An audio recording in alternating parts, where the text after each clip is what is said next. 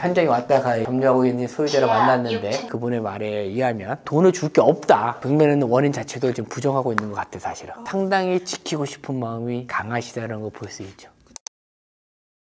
보건사님 안녕하십니까? 네, 안녕하세요. 여기는 2호선과 6호선 신당역에 바로 붙어있는 두산 리브 더 제니스 주상복합에 나와 있습니다. 지분 물건으로 경매에 나와 있기 때문에 현장에 나오게 됐습니다. 두산 리브 더 제니스는 주상복합이에요. 주상복합이라는 건 주거와 상업지역가 하나로 하이브리드 형식이라고 보시면 되거든요. 1, 2층, 3층까지는 상업지역이 있고 그 위로는 오피스텔과 아파트가 같이 혼재하고 있는 지역입니다. 그래서 상업지역을 사용할 수 있기 때문에 편리 쓰는 도로나 주상복합은 보통 상업지역이나 준주거 지역이 건축이 되다 보니까 땅이 좀 면적이 적어요. 용적률이 좀 높다 보니까 제가 알기로 이것도 한 700% 정도 용적률이 되거든요. 약간 위로는 쭉 뻗어져 있는데 동은 딱 두 대밖에 없다. 이스트동, 웨스트동. 나름대로 두산 같은 경우는 주상복합에 좀 특화된 건설업체거든요. 대구에 수성구 같은 게 범어동에 범어사거리역에 두산 리브 더 제니스라는 게 있어요. 이런 부분에서 특화되다 보니까 이런 건축 쪽만 전문적으로 하시는 것 같습니다. 295세대 정도가 있고요. 지금 저희가 보는 물건은 이스트동 16층에 있고 방이 4개이고 그리고 화장실은 3개. 전용 면적은 125제곱미터로 좀 넓은 평수에 입지 자체는 상당히 좋죠. 신당역의 2호선과 6호선에 강남이라든지 시청역, 강남 원무지구에 들어갈 수 있게끔 교통편은 좋으나 주상복합이다 보니까 아파트가 갖고 있는 그런 커뮤니티 시설이라든지 내부에서 있는 공간 같은 것들이 부족하다 보니까 좋아하시는 분들은 좋아하지만 주상복합을 싫어하시는 분은 상당히 많다. 초중고등학교 자녀분 데리고 있는 이런 부분에 갈 수 있는 가까운 거리라든지 이런 부분을 좀 중요시 여기는 분들은 주상복합을 선호하지 않으나 자녀분들이 다 크시고 지금 신혼부부 같이 편리시설을 좀 중요시 여기신 분들은 주상복합에 거주하시는 분들 꽤 있긴 있습니다.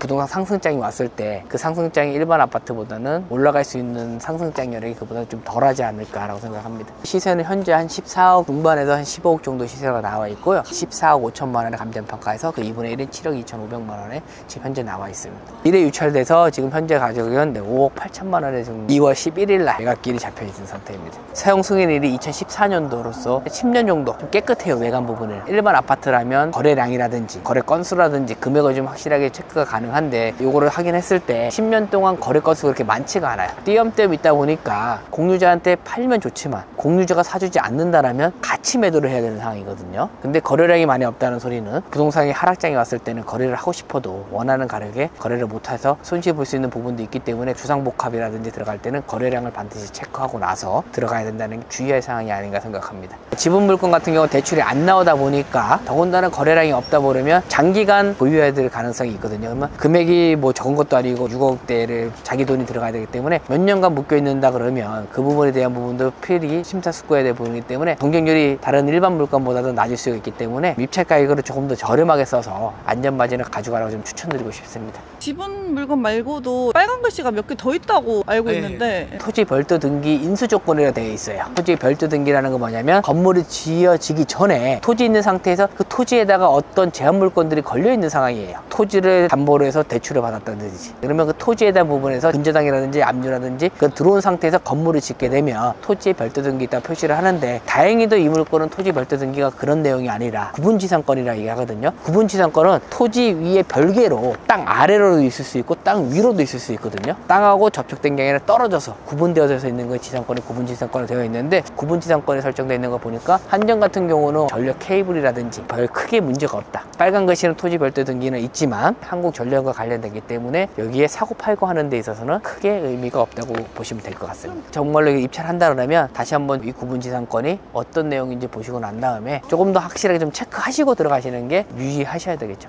안쪽으로 한번 가볼까요? 일반 아파트랑 좀 다른 게 1층에 헤어 살롱 이렇게 머리에서 자를 쓰는 부분도 있고 부동산도 있고 안쪽으로 가면 빨래방도 있고 그죠? 안쪽으로 더 가시면 좀 다른 것도 좀 뭐 마트도 있고 그럴 거예요. 세탁소도 있고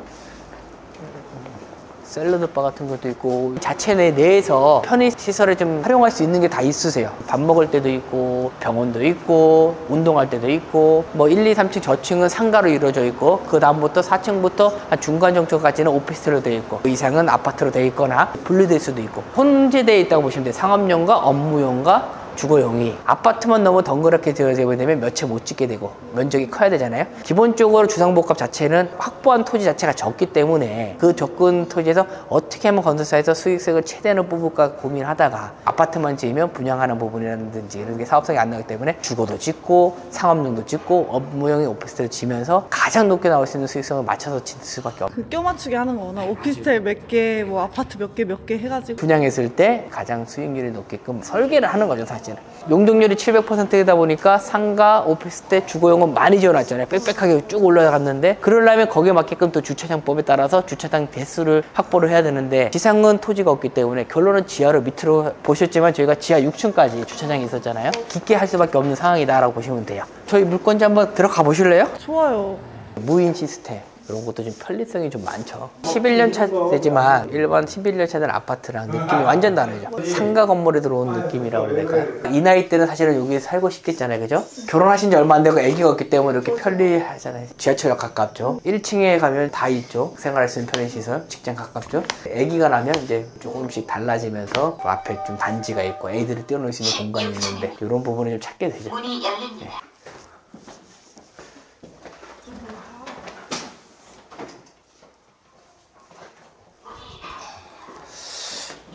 현장에 왔다가 점유하고 있는 소유자를 만났는데 그분의 말에 의하면 돈을 줄 게 없다. 가압류라는 거를 일단 임시적으로 걸어놨기 때문에 그런 부분에 있어서 자기가 이제 형사로서 고소하고 해결해서 깨끗하게 만들겠다. 이런 말을 한 것 같아요. 하고 치하를 하겠다. 벽면은 원인 자체도 지금 부정하고 있는 것 같아요, 사실은. 상당히 지키고 싶은 마음이 강하시다는 걸 볼 수 있죠. 2월 11일이 다음 매각기일인데 다음 주에 다 공휴일이기 때문에 벌써 뭔가를 진행을 하고 있었어야 되는 거죠. 지금 이런 행동을 안 하는 거 보니까 해결하고 싶은 마음은 많은데 아직까지 복잡한 게 많지 않을까.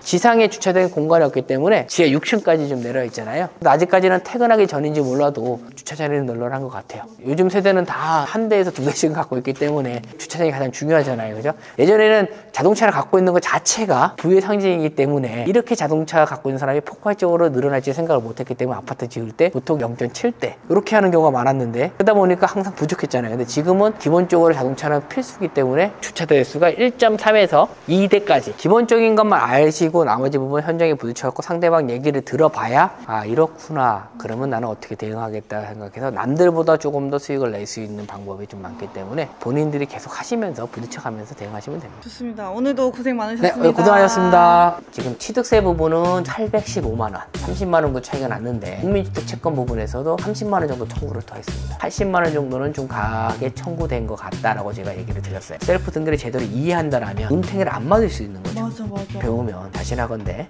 특강비 이상 몇십 배 이상 절약할 수 있는 방법을 배우게 된다고 자신할 수 있습니다.